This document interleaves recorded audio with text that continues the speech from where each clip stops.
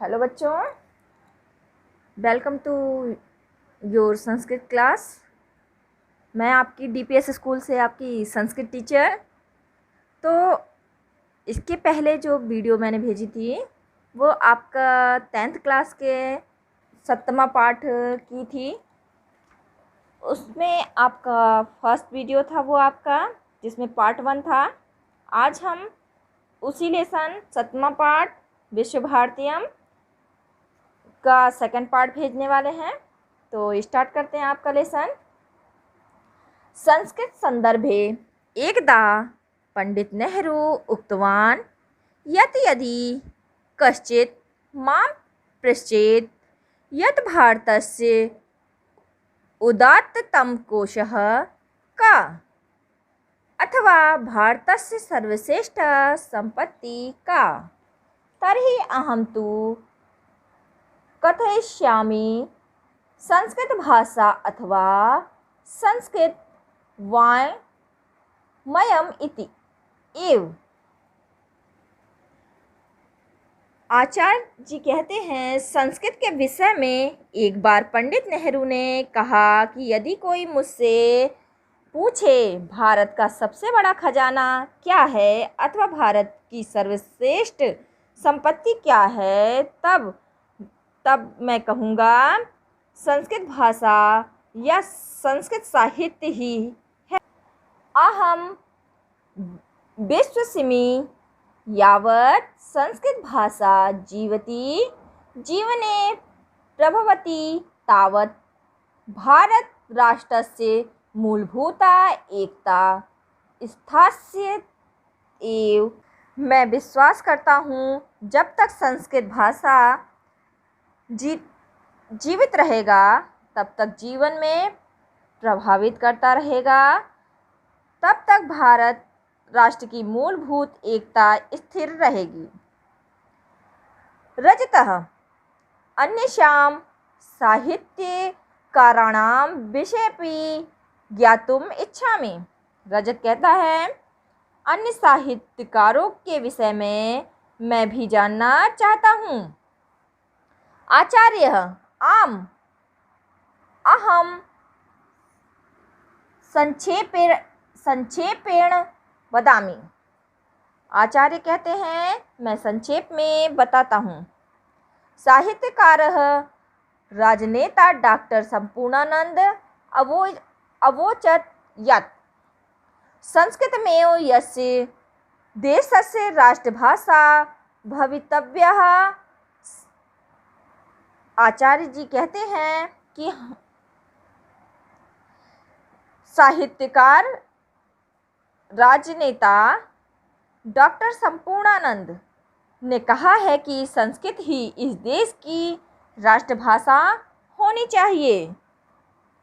संस्कृते अमूल्य रत्नानि सन्ति। संस्कृत में अमूल्य रत्न हैं। संस्कृतं न केवलं जीवितानां अपितु दिवंगतानां कृतेपि संजीवनी अस्ति इति। संस्कृत न केवल जीवितों के लिए बल्कि मरे हुए के लिए भी संजीवनी है। अपि च साहित्ये घुमक्कड़ धर्मस्य प्रस्तावकः साहित्यकारः राहुल संस्कृत्यायनोऽपि उक्तवान् यत् अस्मत्य प्राचीनतमा वाणी संस्कृतरूपेण अधुनापि विद्यमानः।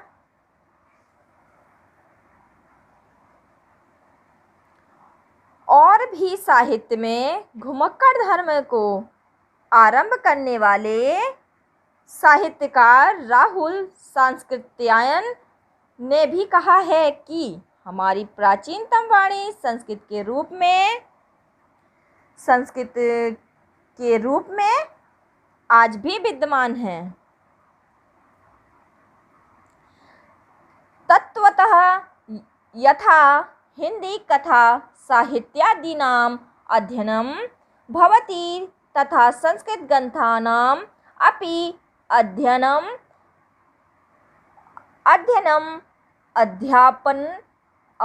अध्यापनं च सर्वत्र भवेत्। वास्तविक रूप में जैसे हिंदी, कथा, साहित्य आदि का अध्ययन होता है, वैसे ही संस्कृत ग्रंथों का भी अध्यापन सभी जगह या सर्वत्र होना चाहिए। गिरिराजः महर्षे अरविन्दस्य संस्कृत विषय को भी प्रायः गिरिराज कहते हैं महर्षि अरविंद का संस्कृत के विषय में क्या अभिप्राय या भाव है। आचार्य महर्षि प्राह सरल संस्कृत में भारत राष्ट्रस्य राष्ट्रभाषा भवेत्।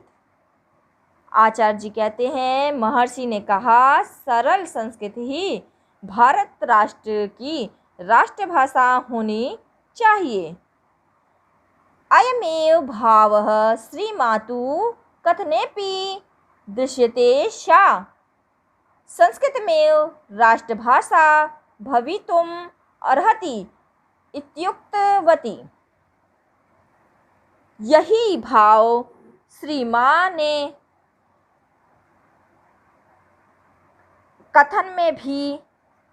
के कथन में भी दिखाई देता है। उन्होंने संस्कृत ही राष्ट्रभाषा होना या राष्ट्रभाषा होने योग्य है, यह उन्होंने किसने कहा? श्री माता ने कहा।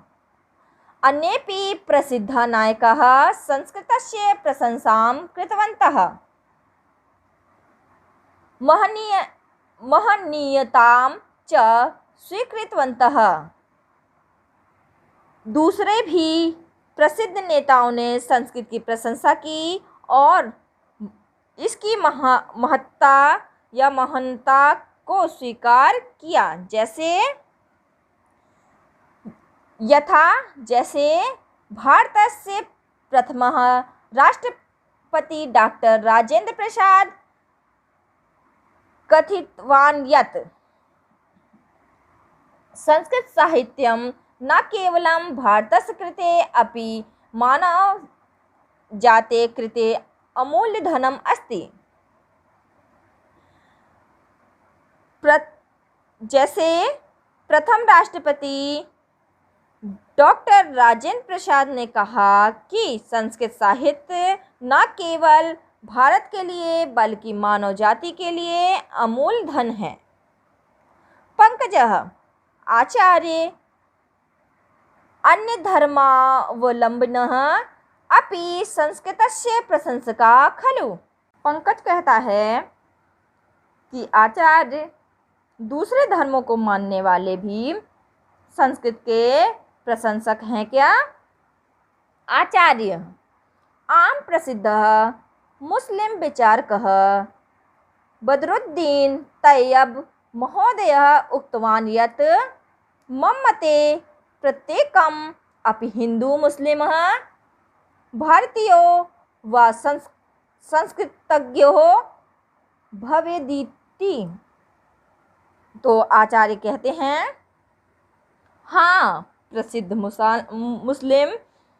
मुस्लिम विचारक बदरुद्दीन तैयब ने कहा है कि मेरे मत में प्रत्येक हिंदू मुसलमान या भारतवासी संस्कृतज्ञ होना चाहिए। अन्यच्च प्रसिद्धः न्यायवेत्तां मुहम्मद अली छागलः उक्तवान् यत् मम इच्छा यत् मातृभाषया सह संस्कृत शिक्षा अनिवार्यः भवेत्। अन्य या और भी प्रसिद्ध न्यायवेत्ता मोहम्मद अली छगला ने भी कहा कि मेरी इच्छा है कि मातृभाषा के साथ संस्कृत की शिक्षा अनिवार्य होनी चाहिए। संस्कृत भाषा प्राचीन अर्वाचीनों मध्ये सेतुरस्तीति। संस्कृत भाषा जो है पुराने और नए के बीच में पुल के समान है।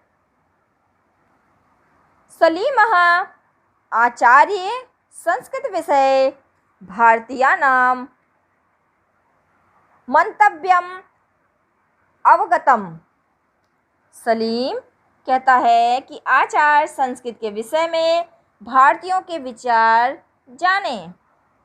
अधुना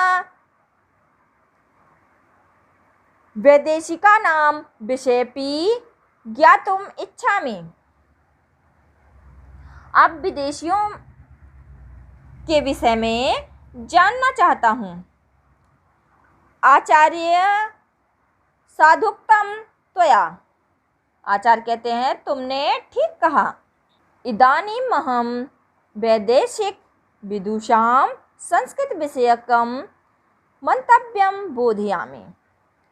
आचार्य कहते हैं अब मैं विदेशी विद्वानों के संस्कृत के विचार बताता हूँ। बिल्ड्यूरेंट विख्यातः पाश्चात्य समीक्षकः उक्तवान् यत् भारतम् अस्माकं जाते जन्मभूमि तथा संस्कृतं यूरोपीय भाषाणां जननी अस्ति।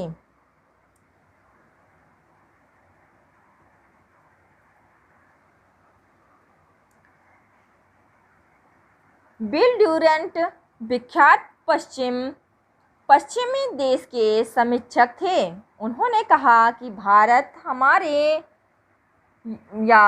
हमारी जाति की जन्मभूमि है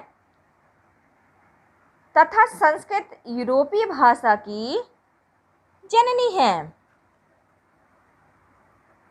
संस्कृतमेव अस्माकं दर्शनस्य जननी अरब देशात् प्राप्तस्य गणितस्य जननी ईसाई धर्मे बौद्ध धर्मे च समाहितानां आदर्शानां जननी ग्रामीण समुदायेन स्वायत्त शासनस्य तथा गणतन्त्रस्य जननी एव प्रकारेण भारतमाता नानाविधरूपेषु अस्माकं सर्वेषां जननी अस्ति। संस्कृत ही हमारे देश की जननी है। अरब देश से प्राप्त गणित की जननी है। ईसाई धर्म में और बौद्ध धर्म में समाहित आदर्शों की जननी है। ग्रामीण समुदाय के द्वारा जो अपने अधीन हो शासन तथा गणतंत्र की जननी संस्कृत ही है। इस प्रकार भारत माता अनेक रूपों में हमारी या हम सबकी जननी है। जानः वैदेशिकेषु मैक्स मूलर महोदयः विख्यातः तेन किमुक्तवान्। जॉन कहता है विदेशियों में मैक्स मूलर महोदय विख्यात हैं। उन्होंने क्या कहा? आचार्यः मैक्स मूलरः उक्तवान् यत् संस्कृतं विश्वस्य महत्तमां भाषा अस्ति। आचार्य जी कहते हैं मैक्स मूलर ने कहा है कि संस्कृत विश्व की महान भाषा है। एवमपि प्राध्यापकः बॉब उक्तवान् यत् संस्कृतमेव सम्पूर्ण विश्वस्य एकः भाषा आसीत् कदाचित् इति। इस प्रकार प्राध्यापक बॉब ने भी कहा कि कभी संस्कृत भी संपूर्ण विश्व की एक भाषा थी।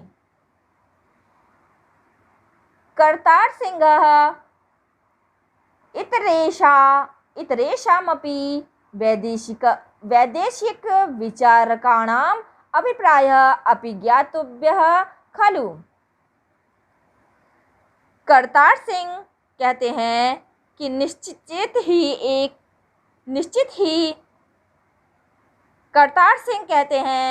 निश्चित ही दूसरे भी वैदेशिक विचारकों के अभिप्राय या विचार भी जानने चाहिए। आचार्यः सत्यमेव जानन्तु। आचार्य कहते हैं सच है जानो। विद्वान मैकडॉनल उक्तवान् यत् वयं यूरोपीया अद्यावधि स्ववर्णमालायाम् अपि वर्णीकर्तुं न समर्थः, परं भारतीयानां भाषाः तथा भाषाविज्ञानं न केवलं पूर्णम् अपितु वैज्ञानिकम् अस्ति।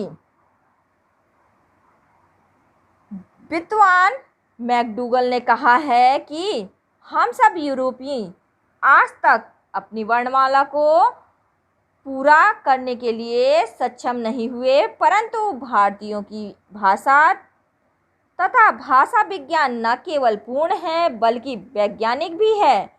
और अन्यच्च विलियम जोन्स महोदय उक्तवान् यत् संस्कृतस्य रचना आश्चर्यकरणीयः अस्ति। और भी विलियम्स जॉन ने भी कहा कि संस्कृत की रचना आश्चर्य करने वाली है। इयं ग्रीक भाषाया अपेक्षया अधिक पूर्णः लैटिन भाषायाः अपेक्षया अधिका समृद्धः तथा च उभयोः तुलनायाम् अति परिष्कृतः वर्तते। यह ग्रीक भाषा की अपेक्षा अधिक पूर्ण और लैटिन भाषा की अपेक्षा अधिक समृद्ध और दोनों की तुलना में अधिक शुद्ध है। मनीषः केनापि अन्येन पाश्चात्य विदुषाम् अपि संस्कृत विषये किमपि उक्तम। मनीष कहता है किसी अन्य पश्चिम विद्वान ने भी संस्कृत के विषय में क्या कहा। आचार्यः आम वेबरः महोदयेन कथितं यत् सम्प्रति सम्पूर्णे विश्वे पाणिनिरेव व्याकरणेषु पूर्णः सर्वमान्यश्चास्ति। आचार्य जी कहते हैं कि हाँ, वेबर महोदय ने कहा है कि इस समय संपूर्ण विश्व में पाणिनि ही व्याकरण को जानने वालों में पूर्ण और सर्वमान्य है। दर्शनेन व्याकरणेन च प्रामाणिकतायाम् उर्वरतायाञ्च भारतीयः उच्चतम स्थले प्रतिष्ठिता। दर्शन और व्याकरण में तथा विश्वसनीयता और उपजाने में भारतीय उच्चतम स्थान पर विराजमान हैं। तथा च एच विल्सन महोदयेन कथितं यत्।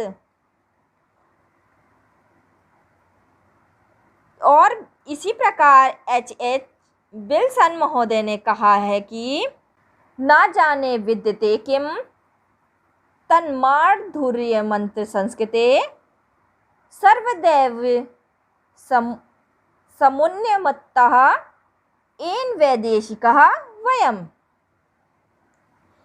इस संस्कृत में न जाने कैसा माधुर्य या आकर्षण है, जिससे हम विदेशी सदा ही पागल से रहते हैं।